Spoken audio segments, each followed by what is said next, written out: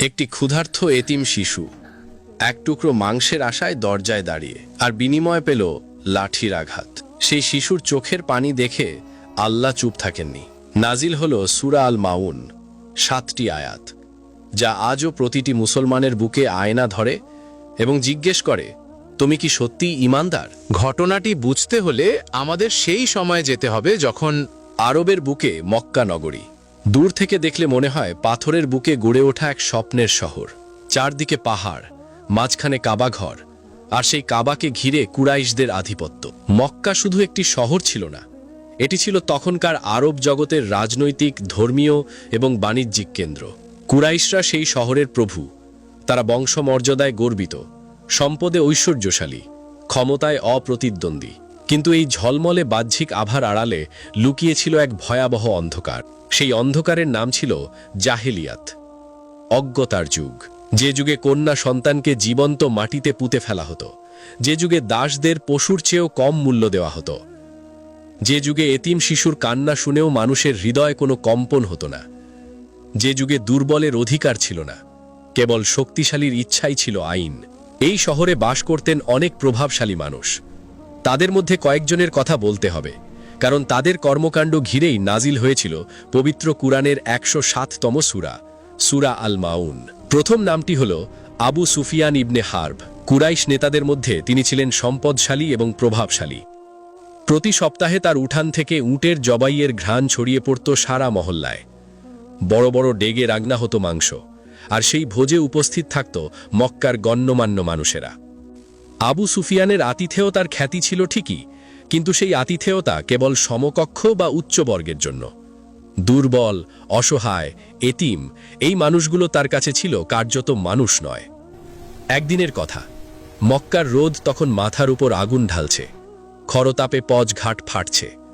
সেই পুড়িয়ে দেওয়া রোদের মাঝে একটি ছোট্ট ছেলে এগিয়ে আসছে আবু সুফিয়ানের দরজার দিকে। তার পায়ে জুতো নেই, কাপড়ে তালি, চোখে ক্ষুধার ছাপ। শিশুটির বাবা মারা গেছেন। পৃথিবীতে তার আর কেউ নেই, না মা, না চাচা, না কোনো আশ্রয়। সে এতিম, সমাজের ভাষায় অনাথ। তার হৃদয়ে একটাই আশা, আবু সুফিয়ানের বাড়িতে যখন এত মাংস রান্না হচ্ছে, হয়তো এক টুকরো পাওয়া যাবে। শিশুটি কাঁপা কাঁপা গলায় বলল, চাচা যান, একটু গোশত দেবেন? অনেক দিন ধরে কিছু খাইনি।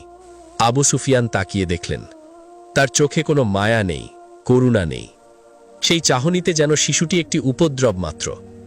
তিনি পাশ থেকে একটি লাঠি তুলে নিলেন এবং সেই নিরীহ, অভুক্ত এতিম শিশুটিকে প্রচণ্ড আঘাত করলেন। শিশুটি ব্যথায় কোঁকড়িয়ে উঠল, কাঁদতে কাঁদতে সরে গেল। আবু সুফিয়ান তাকে তাড়িয়ে দিলেন, যেভাবে বিরক্তিকর একটি প্রাণীকে তাড়ানো হয়। কিন্তু সেই মুহূর্তে আকাশের আরশে বসে থাকা সর্বজ্ঞ আল্লাহ দেখছিলেন। সেই এতিমের চোখের পানি দেখছিলেন, সেই লাঠির আঘাত দেখছিলেন, এবং আল্লাহ চুপ থাকেননি। তবে এর আগে আরেকটি ঘটনার কথা বলতে হবে, যা এই সূরার পটভূমিকে আরও গভীরভাবে বোঝার জন্য অত্যন্ত জরুরি। মক্কায় আরেকজন প্রভাবশালী মানুষ ছিলেন আবু জাহল ইবনে হিশাম। পুরো নাম আমার ইবনে হিশাম, কিন্তু মুসলমানরা তাকে ডাকতেন আবু জাহল, মূর্খতার পিতা। তিনি ছিলেন ইসলামের অন্যতম ভয়ঙ্কর শত্রু। নবী মুহাম্মদ সাল্লাল্লাহু আলাইহি ওয়াসাল্লামের বিরুদ্ধে তার বিদ্বেষ ছিল সীমাহীন। তিনি কেবল নিজে ইসলাম গ্রহণ করেননি তাই নয়, অন্যরা যেন ইসলাম না নিতে পারে সেজন্য প্রতিনিয়ত চক্রান্ত করতেন। এই আবু জাহল একটি এতিম শিশুর ওয়াসি বা অভিভাবক নিযুক্ত ছিলেন। আরব সমাজে এটি একটি গুরুত্বপূর্ণ দায়িত্ব ছিল। কেউ মারা গেলে তার সম্পদ এবং অনাথ শিশুদের দেখাশোনার জন্য একজন অভিভাবক নিয়োগ করা হতো। আবু জাহলের ওপর সেই এতিম শিশুর পিতার সম্পদের দায়িত্ব ছিল, কিন্তু আবু জাহল সেই দায়িত্বকে সুযোগ হিসেবে নিলেন। তিনি শিশুটির সম্পদ নিজের কাজে ব্যবহার করতে লাগলেন, শিশুটিকে তার ন্যায্য অধিকার থেকে বঞ্চিত রাখলেন। একদিন সেই এতিম শিশু, তার শরীরে তখন একটিও পরিপূর্ণ কাপড় নেই, বলতে গেলে নগ্ন প্রায়, আবু জহলের দরজায় এলো। তার মনে সরল বিশ্বাস, বাবার রেখে যাওয়া সম্পদ থেকে কিছু পাবে। সে কাঁদতে কাঁদতে বলল, চাচা যান, আমার বাবার সম্পদ থেকে কিছু দিন, আমি অনেক কষ্টে আছি। কিন্তু আবু জহল তাকে ধাক্কা দিয়ে সরিয়ে দিলেন। তার ধমক শুনে শিশুটি থরথর করে কাঁপতে লাগল। আবু জাহল বললেন, দূর হও এখান থেকে, তোমার বাবা কিছু রেখে যায়নি। এটি ছিল সরাসরি মিথ্যা, কিন্তু যার হাতে ক্ষমতা সে মিথ্যাকেও সত্য বানিয়ে ফেলতে পারে। শিশুটি অসহায় হয়ে ফিরে গেল। মক্কার গলিতে দাঁড়িয়ে সে কাঁদতে লাগল। এটি দেখে মক্কার কিছু কুরাইশ সর্দার, যারা আসলে নিজেরাও ইসলামের শত্রু, তারা শিশুটিকে নিয়ে মজা করল। তারা বলল, এই ছেলে, যাও মুহাম্মদের কাছে, তোমার কথা বলো তাকে, দেখো সে কি করে। তারা এই পরামর্শ দিয়েছিল ঠাট্টার ছলে। তারা ভেবেছিল শিশুটি নবীর কাছে গেলে আবু জহলের বাড়িতে যাবেন, আর তখন দুই শত্রুর মধ্যে একটা বিবাদ হবে, হয়তো নবীকে অপমান করার সুযোগ তৈরি হবে। এটি ছিল তাদের কূটচাল। কিন্তু সেই শিশু জানত না এই মানুষগুলো আসলে কি চাইছে। সে কেবল জানত সে অসহায় এবং কেউ একজন তাকে মুহাম্মাদের কাছে যেতে বলেছে। সে শুনেছিল মুহাম্মদ সাল্লাল্লাহু আলাইহি ওয়াসাল্লাম ভালো মানুষ, আলামিন, সত্যবাদী, বিশ্বস্ত, হয়তো তিনি সাহায্য করবেন। শিশুটি পথ চিনে চিনে পৌঁছে গেল নবীজির কাছে। তার ছোট্ট বুকে বিশাল একটা কষ্ট নিয়ে সে দাঁড়ালো সামনে। নবীজি তার দিকে তাকালেন। সেই চোখে কোনো বিরক্তি নেই, কোনো অবজ্ঞা নেই, সেই চোখে আছে অপার মমতা, গভীর ভালোবাসা। শিশুটি সব বলল, কিভাবে তার বাবা মারা গেছেন, কিভাবে আবু জহল তার সম্পদ আত্মসাৎ করছেন, কিভাবে সে আজ পোশাকহীন অবস্থায় দরজায় দরজায় ঘুরছে। নবীজি সব শুনলেন। তার মুখে কোনো দীর্ঘ ভাষণ নেই, কোনো অজুহাত নেই। তিনি তখনই উঠে দাঁড়ালেন, শিশুটির হাত ধরলেন এবং সরাসরি চললেন আবু জহলের বাড়ির দিকে। এটা ভাবুন একবার, আবু জহল ছিলেন নবীজির সবচেয়ে বড় শত্রুদের একজন। তিনি নবীজিকে কষ্ট দিয়েছেন, গালি দিয়েছেন, মুসলমানদের উপর নির্যাতনের ব্যবস্থা করেছেন। এই মানুষটির বাড়িতে যাওয়া মানে বিপদে পা দেওয়া। কিন্তু নবীজি একটুও দ্বিধা করলেন না। একটি এতিম শিশুর ন্যায্য অধিকারের প্রশ্নে তার কাছে শত্রু মিত্র বলে কিছু ছিল না। মক্কার রাস্তায় সেদিন এক অদ্ভুত দৃশ্য তৈরি হল। নবীজি একটি এতিম শিশুর হাত ধরে হেঁটে যাচ্ছেন আবু জহলের দরজার দিকে। যারা দূর থেকে দেখছিল তারা অবাক হয়ে গেল। যে কুরাইশ সর্দাররা ঠাট্টা করে শিশুটিকে পাঠিয়েছিল, তারাও কৌতূহলী হয়ে পেছনে পেছনে আসতে লাগল। তারা ভেবেছিল এখন বিবাদ হবে, এখন আবু জহল নবীকে অপমান করবেন, এখন দেখার মতো দৃশ্য তৈরি হবে। নবীজি আবু জহলের দরজায় পৌঁছলেন এবং ডাকলেন। আবু জহল বেরিয়ে এলেন। সামনে মুহাম্মদকে দেখে তার মুখে বিস্ময়। কিন্তু আশ্চর্যের বিষয় হল তিনি অসম্মান করলেন না, বরং ভদ্রভাবে গ্রহণ করলেন। নবীজি সরাসরি বললেন, এই শিশুটির বাবা তোমার কাছে তার সম্পদ আমানত রেখে গেছেন, তুমি তাকে তার প্রাপ্য ফিরিয়ে দাও। পর্দার আড়ালে দাঁড়িয়ে থাকা কুরাইশ সর্দাররা নিঃশ্বাস বন্ধ করে দেখছিল। তারা ভেবেছিল আবু জাহল এখন গর্জে উঠবেন, নবীকে হুমকি দেবেন, বিবাদ শুরু হবে। কিন্তু তারা যা দেখল তা তাদের হতবাক করে দিল।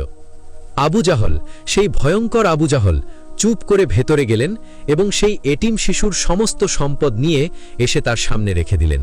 কোনো তর্ক নেই, কোনো প্রতিবাদ নেই। শিশুটি তার চোখ বিশ্বাস করতে পারছে না। যে মানুষ একটু আগে তাকে ধাক্কা দিয়ে তাড়িয়ে দিয়েছিল, সে এখন তার সব সম্পদ ফিরিয়ে দিচ্ছে। নবীজি শিশুটির মাথায় হাত বুলিয়ে দিলেন, তারপর চলে গেলেন। কিন্তু পেছনে থাকা কুরাইশ সর্দাররা আবু জহলের কাছে ছুটে গেল। তারা বলল, ওহে আবু জহল, তুমি কি মুহাম্মদের দিনে চলে গেলে? তুমিও কি মুরতাদ হয়ে গেলে? আবু জাহল তাদের দিকে তাকালেন। তার মুখে ক্রোধ নেই, লজ্জাও নেই। তিনি বললেন এমন একটি কথা যা শুনে সবাই চুপ হয়ে গেল। তিনি বললেন, আল্লাহর কসম, আমি মুহাম্মাদের ধর্ম গ্রহণ করিনি। কিন্তু যখন সে সামনে দাঁড়ালো, আমি অনুভব করলাম তার ডানে এবং বায়ে এক একটি বর্ষা আমার দিকে তাক করা আছে। যদি আমি তার কথা না মানতাম, সেই বর্ষা আমার বুকে ঢুকে যেত। এই কথাটি ইতিহাসের পাতায় লেখা আছে। আল্লামা কাজী আবুল হাসান আল মাওয়ার্দি তার আলামুন নুবুওয়াত গ্রন্থে এই ঘটনাটি বিস্তারিতভাবে বর্ণনা করেছেন। এটি নবীজির চারিত্রিক প্রভাবের এক অলৌকিক প্রকাশ। এমন মানুষ, এমন ব্যক্তিত্ব যার সামনে তার শত্রুও অন্যায় করার সাহস পায় না। এই ঘটনাগুলো যখন ঘটছিল, মক্কার আকাশে তখন ওহির বার্তা তৈরি হচ্ছিল। আল্লাহ তাআলা তার প্রিয় নবীকে পাঠাচ্ছিলেন এমন একটি বাণী যা কেবল আবু জাহল বা আবু সুফিয়ানের জন্য নয়, কেবল মক্কার কুরাইশদের জন্য নয়, বরং সমগ্র মানবজাতির জন্য একটি চিরকালীন শিক্ষা। জিব্রাইল আলাইহিসসালাম নেমে এলেন। নবীজির অন্তরে আলোর মতো এসে ভরে গেল 7টি আয়াত। সেই 7টি আয়াতই হল সূরা আল মাউন। আরো আইতাল্লাজি ইউকাজ্জিবু বিদ্দিন, তুমি কি দেখেছ তাকে যে বিচার দিবসকে মিথ্যা বলে? ফাজালিকাল্লাজি ইয়াদুউল ইয়াতীম, সেই তো এতিমকে ধাক্কা দেয়। ওয়ালা ইয়াহুদ্দু আলা তুআমিল মিসকিন, এবং মিসকিনকে খাবার দিতে উৎসাহ দেয় না। এই 3টি আয়াত নাজিল হওয়ার পর অনেকে মনে করেছিল বিষয়টা শেষ। আল্লাহ কাফেরদের কথা বললেন, আবু জাহল, আবু সুফিয়ানদের কথা বললেন। কিন্তু না, সূরার পরের অংশটি এলো, এবং সেটি এলো আরও ভয়ঙ্কর একটি বার্তা নিয়ে। ফাওয়াইলুল লিল মুসাল্লিন, অতঃপর ধ্বংস সেই নামাজীদের জন্য। এই আয়াতটি পড়ে যে কেউ চমকে উঠবে। নামাজীদের জন্য ধ্বংস? যারা নামাজ পড়ে তারা ধ্বংস হবে? তাহলে কি নামাজ পড়া ভুল? না, এখানে আল্লাহ ব্যাখ্যা করলেন পরের আয়াতে, আল্লাযীনা হুম আন সলাতিহিম সাহুন, যারা তাদের নামাজ সম্পর্কে উদাসীন।